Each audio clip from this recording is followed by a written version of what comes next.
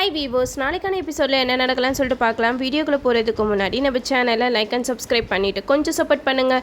வாங்க இப்போ வீடியோக்குள்ளே போகலாம். எபிசோட் ரொம்பவே இன்ட்ரெஸ்டிங்காக போய்கிட்டு இருக்கு. நம்ம பூமியோட பர்த்டேவை ரொம்ப கிராண்டாக செலிப்ரேட் பண்ணணும் அப்படின்னு சொல்லிட்டு நம்ம ககன் ஒரு பிளானை போடுறாங்க. பூமி அவளோட பர்த்டே அதுமா அவங்க அம்மாவை நினச்சி ரொம்பவே அழுதுகிட்டு இருப்பா. அது மட்டும் இல்லாமல் எங்கள் அம்மா இறந்த நாள் அன்னைக்கு நான் கண்டிப்பாக என்னோட பர்த்டேவை கொண்டாட மாட்டேன் அப்படின்னு சொல்லிட்டு நம்ம பூமி ரொம்ப வருத்தத்தோடு இருக்கும்போது நம்ம ககன் ஏஐ டெக்னாலஜி மூலமாக சோபா சந்திராவோட ஃபோட்டோ வச்சு அவங்க பேசுகிற மாதிரி ஒரு வீடியோவை க்ரியேட் பண்ணி வச்சுருப்பாங்க. இதை பார்த்ததுமே நம்ம பூமி ரொம்பவே அதிர்ச்சி அடைவாங்க. அந்த வீடியோவில் நம்ம சோபா சந்திராவோட ஃபோட்டோ அப்படியே உருவமாக வந்து பேசுகிற மாதிரி வச்சுருப்பாங்க. அதில் சோபா சந்திரா நம்ம பூமியை பார்த்து சொல்லுவாங்க, பூமி நீ இப்படி என்னையே நினச்சி அழுதுட்டு இருந்தேன்னா அப்புறம் அம்மானால எப்படி சந்தோஷமாக இருக்க முடியும்? நீ எப்பயுமே சந்தோஷமாக இருக்கணும், அப்போ தான் என்னோட ஆன்மா ரொம்ப நிம்மதியாக இருக்கும் அப்படிங்கிற மாதிரி ரொம்ப ஆறுதலாக பேசுகிற மாதிரி நம்ம ககன் வந்து அந்த வீடியோவை க்ரியேட் பண்ணி வச்சுருப்பாங்க. இதை பார்த்ததுமே நம்ம பூமி பயங்கரமாக அதிர்ச்சியாகி அழுக ஆரம்பிச்சிருவாங்க. அது மட்டும் இல்லாமல் அம்மா ஆசைப்படி நான் எப்போயுமே சந்தோஷமாக இருக்க போகிறேன் அப்படின்னு சொல்லிட்டு எல்லாருக்கிட்டையும் ரொம்ப சந்தோஷமாக பேசுவாங்க. அது மட்டும் இல்லாமல் பூமிக்கு எல்லாருமே பர்த்டே விஷஸ்லாம் பண்ணி போகி பண்டிகையை ரொம்ப ஜாலியாக ஆட்டம் பாட்டம் கொண்டாட்டத்தோட எல்லாரும் ஆடி பாடி கொண்டாடிட்டு இருப்பாங்க. இந்த விஷயம் நம்ம அபூர்வாவுக்கு தெரிய வருது. அப்போ மருதாணி சித்தி அபூர்வா கிட்ட சொல்கிறாங்க, அபூர்வா அங்கே ககன் வீட்டில் என்ன நடக்குது தெரியுமா? அந்த பூமியோட பிறந்தநாள் அதுவுமா சோபா சந்திராவை ஏஐ டெக்னாலஜி மூலமாக அந்த பூமி கிட்ட பேச வச்சிருக்கான் இந்த ககன் அப்படின்னு சொல்லிட்டு நம்ம அபூர்வா கிட்ட போயிட்டு மருதாணி சொல்லிக்கிட்டு இருக்காங்க. அப்போதான் மருதாணி சொல்கிறாங்க, நீ நம்ம வீட்டில் போகி பண்டிகை கொண்டாட மாட்டேங்கிறோம், இதே நாளில் தானே நீ அந்த சோபா சந்திராவை தீயில போட்டு கருகி சாகடிச்ச, அதனால தான் இங்கே நம்ம எந்த பண்டிகையும் கொண்டாட மாட்டோம் அப்படிங்கிற மாதிரி சொல்ல. இது கேட்டு அபூர்வா சொல்கிறாங்க, நீ வாயை மூடிட்டு இருக்கியா? அப்படி அவளை கொண்டனால தான் நான் இந்த வீட்டில் இருக்க முடியுது அப்படிங்கிற மாதிரி சொல்ல. இது கேட்டு நட்சத்திரா சொல்கிறாங்க, அம்மா நீங்கள் அன்றைக்கி அந்த மாதிரி ஒரு தப்பை பண்ணியிருக்கவே கூடாது அப்படிங்கிற மாதிரி சொல்ல. இதை கேட்டால் அபூர்வா சொல்கிறாங்க, இங்கே பாரு நான் மட்டும் அப்படி பண்ணலைன்னா நீ இந்நேரம் இந்த வீட்டுக்கு ஒரு வாரிசாவே வந்திருக்க முடியாது அப்படிங்கிற மாதிரி அபூர்வா சொல்லிக்கிட்டு இருப்பாங்க. அப்போதான் மருதாணி சொல்கிறாங்க, பேசாமல் நம்ம ககன் பண்ண ஐடியாவை நாம் பண்ண என்ன அப்படிங்கிற மாதிரி கேட்க. இது கேட்ட அப்புறம் வந்து சொல்கிறாங்க, ஆமாம் இது கூட நல்ல ஐடியாவாக தான் இருக்குது, எப்போவுமே சந்திரா குடிச்சிட்டு தானே இருப்பார், அந்த மாதிரி நேரத்தில் நம்ம கரெக்டாக ஏஐ டெக்னாலஜியை வச்சு சோபா சந்திராவை பூமிக்கு எதிராக பேச வச்சுட்டோன்னா கண்டிப்பாக சந்திரா பூமியை அடியோடு வெறுத்துருவார் அப்படிங்கிற மாதிரி அபூர்வா சொல்ல. இதை கேட்ட நட்சத்திரம் சொல்கிறாங்க, சூப்பர் மம்மி, அப்பா மட்டும் பூமியை அடியோடு வெறுத்துட்டா கண்டிப்பாக பூமி இந்த வீட்டு பக்கமே தலை வச்சு படுக்க மாட்டா, அதுக்கு நான் ஏற்பாடு பண்ணுறேன் அப்படிங்கிற மாதிரி நட்சத்திரம் வந்து அபூர்வா கிட்ட சொல்ல. இதெல்லாம் கேட்டுட்டு இருந்த செரி வந்து ஆவியா மறுபடியும் நட்சத்திரா முன்னாடி வராங்க. அப்போது நம்ம நட்சத்திர கிட்ட சொல்கிறாங்க, என்ன நட்சத்திரா, பூமியை பழி வாங்குறதுக்காக நீ ஏஐ டெக்னாலஜி மூலமாக சோபா சந்திராவை சந்திரா அப்பா முன்னாடி பேச வைக்கலான்னு யோசிச்சுட்டு இருக்கியா? அதெல்லாம் ஒரு போடும் நடக்காது, என்ன மீறி இந்த வீட்டில் எதையுமே நான் நடக்க விட மாட்டேன் அப்படின்னு சொல்லிட்டு ஆவியாக வந்து பேசிட்டு போகிறாங்க.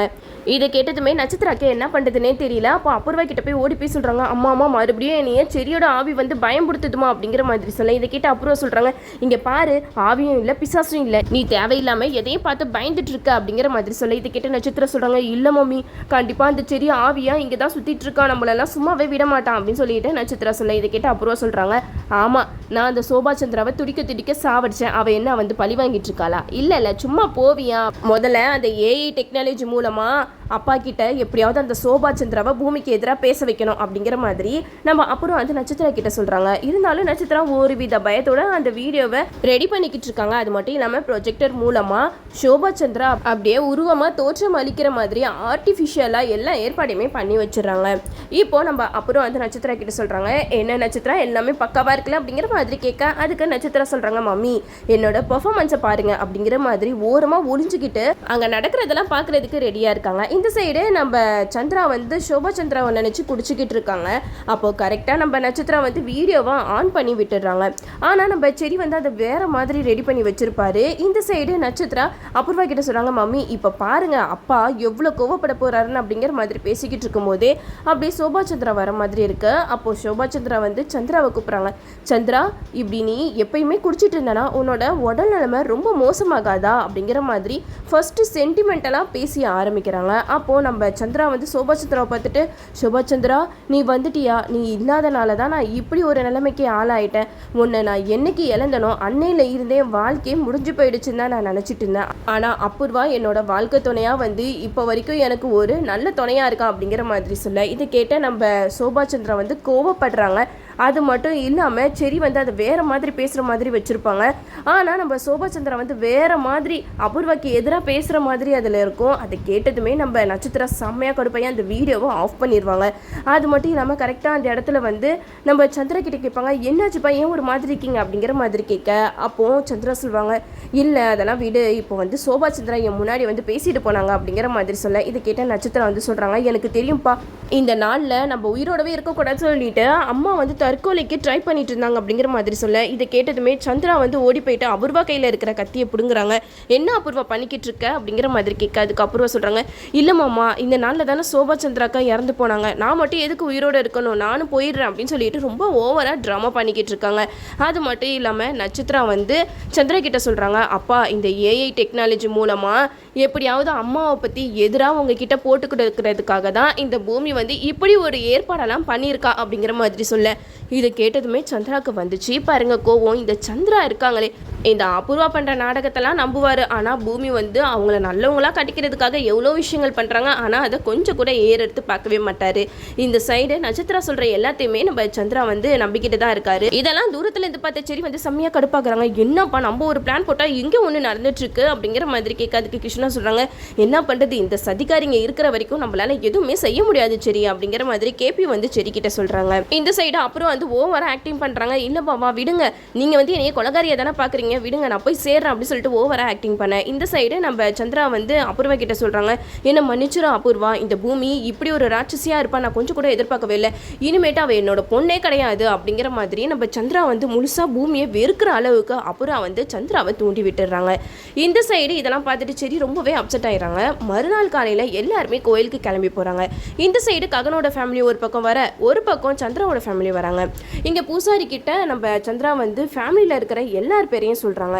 அப்போ அந்த பூசாரி திரும்ப திரும்ப கேட்டுட்டு இருக்காங்க, இன்னும் யாராவது ஒரு பர்சன் உங்களோட ஃபேமிலியில் இருக்காங்களா அப்படிங்கிற மாதிரி கேட்க, அதுக்கு சந்திரா சொல்கிறாங்க, என்னோட ஃபேமிலியில் சோபா சந்திரா என்னோட மனைவி மட்டும்தான் இருந்தாங்க, அவங்க இறந்த உடனே என்னோட பொண்ணும் அவளோடு சேர்ந்து இறந்து போயிட்டா அப்படிங்கிற மாதிரி சொல்ல, இதை கேட்டதுமே பூமி பயங்கரமாக அழுக ஆரம்பிக்கிறாங்க.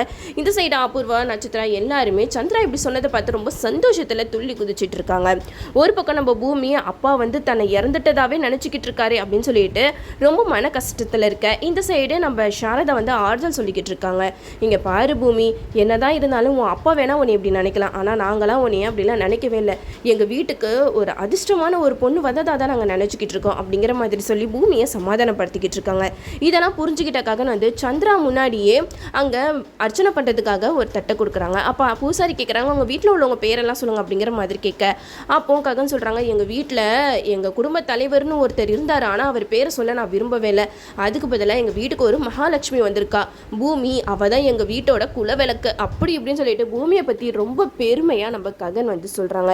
இதை கேட்டதுமே அப்படி சந்திராவுக்கு மூஞ்சே செத்து போயிடுச்சு. அது மட்டும் இல்லாமல் நம்ம ககன் பூமி பேரால் தான் நீங்கள் அர்ச்சனை பண்ணணும் அப்படின்னு சொல்லிட்டு அந்த தட்டை நம்ம சந்திராவை வெறுப்பேற்றுற மாதிரி கொடுக்குறாங்க.